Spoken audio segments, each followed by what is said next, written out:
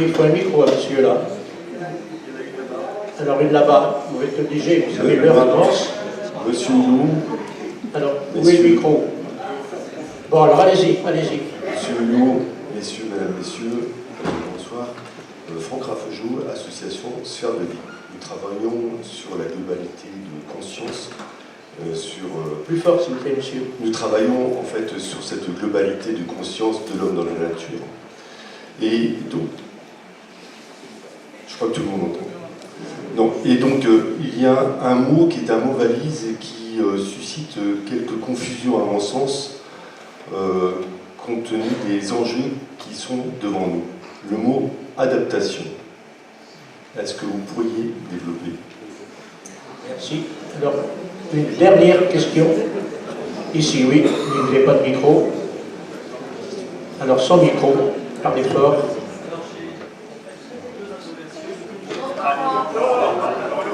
Le micro arrive. Ah, le micro arrive.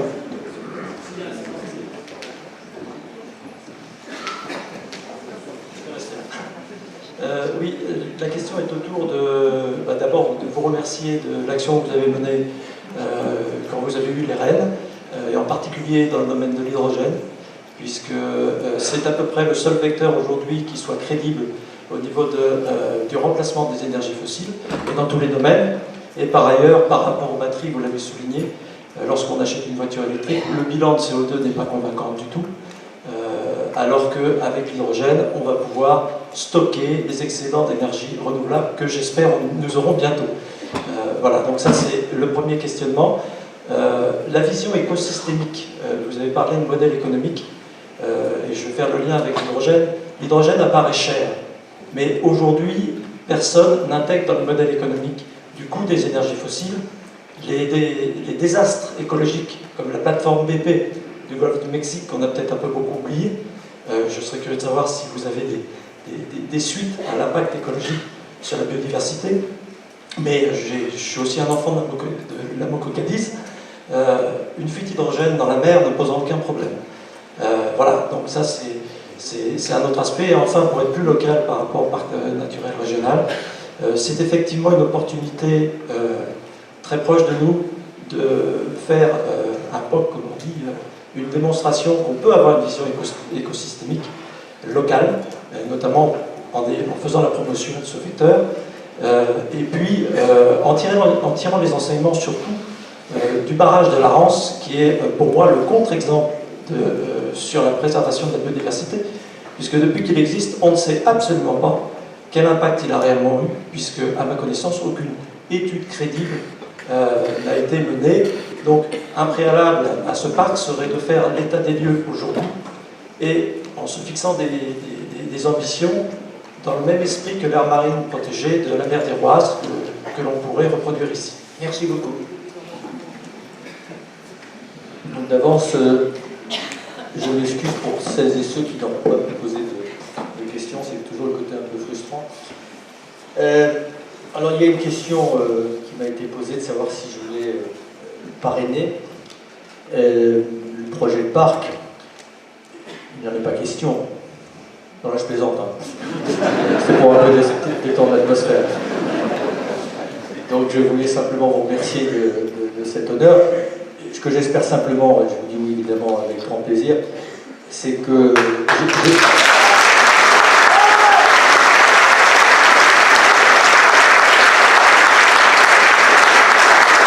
j'espère simplement que le parrainage sera plus efficace que l'action quand j'étais ministre, mais normalement ça dépendait un peu de moi.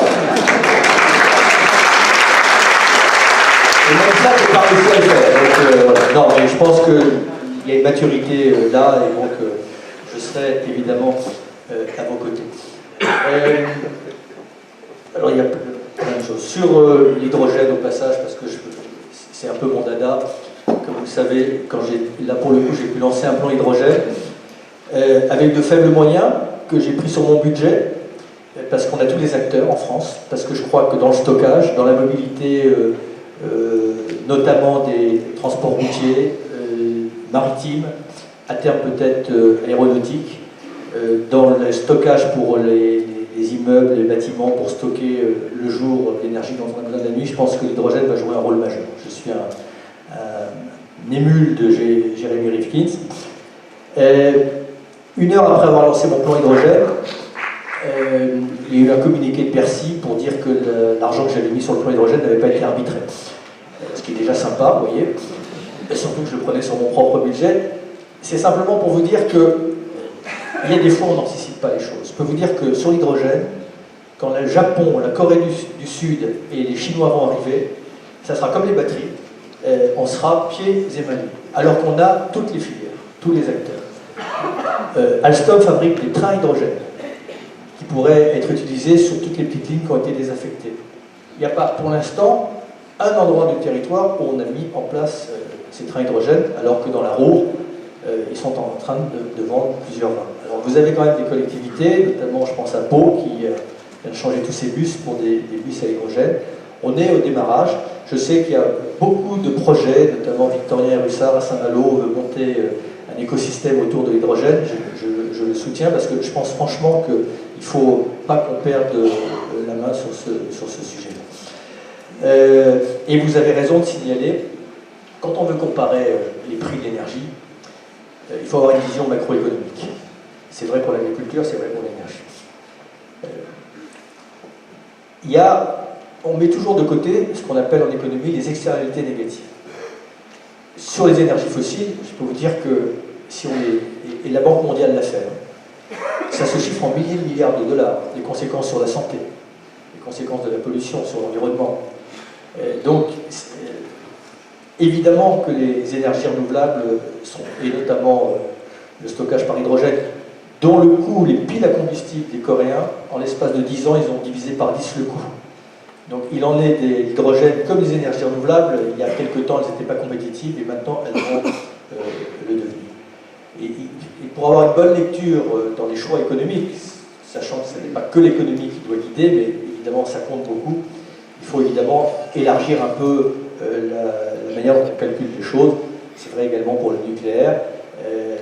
Évidemment, si on met de côté le coût du démantèlement ou le coût du traitement des déchets, elle est compétitive. Si vous commencez à intégrer, si tant est qu'on soit capable de mesurer le coût économique du démantèlement, évidemment, ça peut totalement changer la donne. Alors, la question qui me met le plus mal à l'aise, et je suis désolé pour Raphaël, c'est de dire qu'est-ce qu'il faudrait faire tout de suite. Il y a tellement de choses à faire que je ne sais pas par quoi commencer. Il y a des chantiers qu'il faut qu'on engage, la transition énergétique. Je vais dire un petit mot quand même sur la transition énergétique, si vous me permettez. Parce que celle-là, on devrait être fou de joie à l'idée de passer d'un modèle concentrationnaire avec des gros impacts environnementaux, d'un modèle où nous sommes, que je l'ai expliqué tout à l'heure, dépendants de certaines puissances, à un modèle qui va nous permettre d'être autonome sur un plan énergétique, donc autonome sur un plan diplomatique. Mais ce qui va le permettre à nous, la France, devrait le permettre à la Guinée, devrait le permettre à n'importe quel petit pays d'Océanie. Et le rapport de force aujourd'hui entre les puissances, qui fait la différence, c'est la puissance de feu que vous avez dans les réserves énergétiques. Et la source des conflits depuis la Deuxième Guerre mondiale, ne vous aura pas échappé que souvent le pétrole, le gaz et le charbon n'étaient pas très éloignés. Je dis ça parce que si on va s'affranchir de ces énergies fossiles qui sont possédées par quelques pays, on va s'extraire également des sources de conflits et ça sera un instrument de paix. J'en suis absolument convaincu. Les pays, notamment les pays en voie de développement, ils n'ont pas besoin d'être dépendants des grandes puissances et ils n'ont pas besoin d'avoir des technologies très sophistiquées, coûteuses en entretien. L'intérêt des énergies renouvelables, c'est que c'est assez simple en termes de technologie. Et à partir du moment où un pays a une autonomie énergétique et que l'argent qu'il met dans son énergie, il ne le met pas à l'extérieur, mais il le met à l'intérieur, c'est autant d'argent après que vous pouvez mettre dans l'économie, dans l'éducation et dans la santé. Donc je pense que cette transition énergétique, elle est vertueuse, elle doit s'accompagner d'une priorité, quel que soit le modèle énergétique, et ça vaut pour tous les territoires et pour tout le monde, l'efficacité énergétique. Quel que soit le modèle, il va falloir qu'on divise par 2 ou par 4 notre consommation énergétique, on sait le faire. Et c'est un avantage en termes de pouvoir d'achat et un avantage en termes de compétitivité pour les entreprises dont vous parliez tout à l'heure. D'ailleurs, à propos des entreprises, moi je pense qu'il en vaut des entreprises comme ce qu'on demandait sur la RANS, il faut faire un point zéro. Savoir quel est votre impact. Et puis, vous fixez un certain nombre d'objectifs de marge de progression, en fonction évidemment de vos possibilités, mais de voir quel est votre impact environnemental et voir si vous avez, en matière d'énergie, en matière de consommables, etc., peut-être des marges de progrès. Après, je me permets d'élargir le propos de votre question et sur le rôle des acteurs économiques. Parce que ce soir, j'ai voulu vous embarquer dans la question du sens. Et j'avais prévu, mais j'ai oublié parce qu'il y a des choses que je n'ai pas eu le temps d'évoquer. Vous disiez que je n'ai pas parlé de décroissance, je vais en parler tout à l'heure. Je ne pouvais pas tout dire ce soir. Mais quand vous imaginez qu'aujourd'hui, si vous prenez le Code civil et que vous allez chercher l'article qui définit quel est l'objet d'une entreprise, quelle est la raison d'être d'une entreprise, on est en 2019, l'objet d'une entreprise, c'est le profit. Là, vous êtes quand même interpellé sur la question du sens. Je ne suis pas franchement érudit sur beaucoup de choses, mais il y a un livre que j'ai lu qui s'appelle L'Esprit de Philadelphie, qui nous ramène après-guerre, quand on a créé l'Organisation internationale du travail, et on définissait quel était le rôle de l'entreprise et le rôle de l'économie. Et l'économie, c'était un moyen au service de l'épanouissement humain. Et on indexait évidemment l'économie à ses besoins humains, et on indexait la finance aux besoins de l'économie. On a totalement inversé les choses. Maintenant, on va indexer l'économie aux besoins de la finance et on va utiliser les hommes comme du capital corvéable. Donc ça aussi, il faut remettre les choses dans le bon sens, justement. Revenir, parce que quelqu'un a évoqué le mot économie tout à l'heure. Mais l'économie, me le rappelait l'autre jour une scientifique, c'est la science de la rareté. Et au fil du temps, on a inversé les choses. Ce mot, il est bon, on doit économiser, mais aujourd'hui, on dilapide. Donc, si vous voyez, tout nous ramène à cette question du sens. Alors, juste pour finir, pour Raphaël, il faut se lancer dans la transition énergétique, dans la transition du modèle agricole, il faut réduire notre consommation. Il faut aussi adapter nos démocraties aux enjeux du long terme et aux enjeux universels. On voit bien que ça ne fonctionne pas. C'est pas tant qu'on va être dans cette situation de défiance entre les uns et les autres, tant qu'il n'y aura pas une interaction entre les hommes politiques et les citoyens. Et je peux vous dire simplement une chose, tombons pas dans le panneau de mettre tout sur le dos des politiques. Tombons pas dans le panneau non plus de les exonérer de toute responsabilité. Je peux simplement vous dire que quand vous êtes au gouvernement, vous êtes en permanence sous le feu d'injonctions contradictoires. Tous les jours, j'avais un courrier d'un député qui me disait « je veux pas d'éoliennes », un autre qui me disait « moi je veux pas fermer ma centrale thermique », un autre qui disait « moi je veux pas de nucléaire ». Donc c'est compliqué. La deuxième chose que j'ai pu observer, ça c'est un peu effrayant, mais on peut y remédier, c'est que quand vous êtes, à l'instant où vous êtes nommé au gouvernement, vous n'avez plus de temps pour la réflexion. Donc vous vous asséchez. Au moment, au contraire, vous auriez besoin de vous réinitialiser, de vous ressourcer et surtout d'être à l'écoute justement de l'extérieur qui peut vous permettre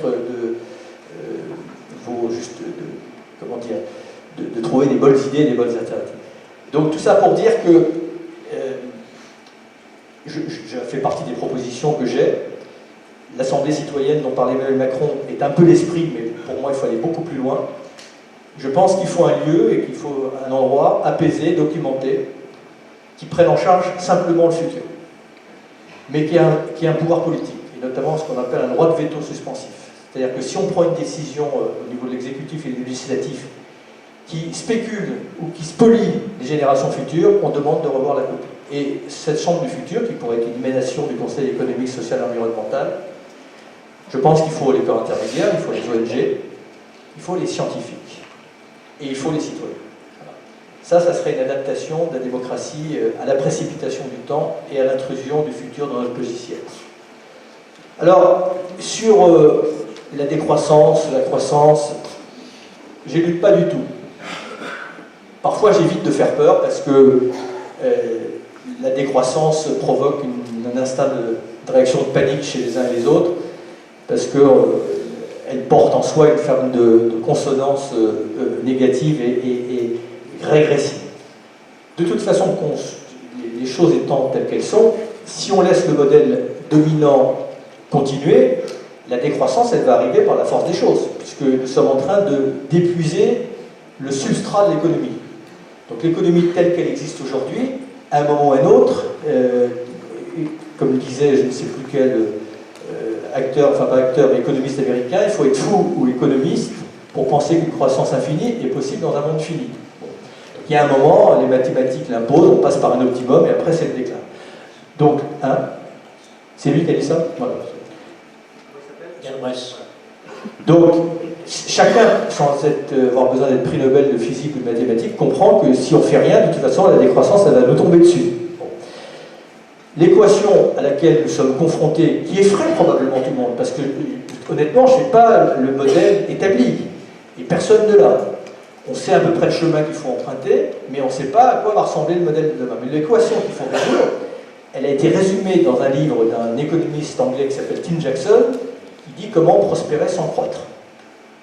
Et c'est ça, comment faire peut-être de la croissance économique sans faire de la croissance des flux énergétiques ou matériels. C'est compliqué. C'est moins qu'on puisse dire que... Alors il y a des chemins, il y a des voies, l'économie de fonctionnalité, dématérialiser une partie de l'économie, l'économie circulaire, etc., etc. Moi je pense que dans un premier temps, il y a un chemin emprunté qui est prônu par ce que j'appelle la croissance et la décroissance sélective. Dans un premier temps, il y a des choses qu'il va falloir croître et des choses qu'il va falloir décroître. Prenons un exemple bien simple. Les énergies fossiles, il faut organiser la décroissance et la sortie des énergies fossiles. Si on ne l'organise pas, on va la subir et elle sera brutale. Donc si on ne prévoit pas les transferts d'emplois, les conversions, on n'y arrivera pas. Donc ça, il faut organiser la décroissance. La taxe carbone, avec ses avantages et ses inconvénients, c'est une manière d'organiser la décroissance. Ce n'est pas suffisant, bien entendu. Ceux qui sont impactés par la sortie des énergies fossiles, il faut les accompagner dans les conversions. Mais il y a des choses qu'il va falloir croître. L'agroécologie, l'agriculture biologique, l'efficacité énergétique, pour réduire notre consommation, là, il faut investir en grand. Donc, je crois que dans un premier temps, c'est déjà un changement de paradigme, un changement de logiciel. Il faut acter qu'il y a des choses qu'il va falloir décroître. Il y a des possibles qui ne seront plus possibles demain. Et il y a des nécessaires qu'il va falloir encourager et amplifier également rapidement. Je pense que j'ai dû à peu près répondre à tout le monde. Et j'avais une dernière chose à vous dire, c'est que j'ai passé une bonne soirée.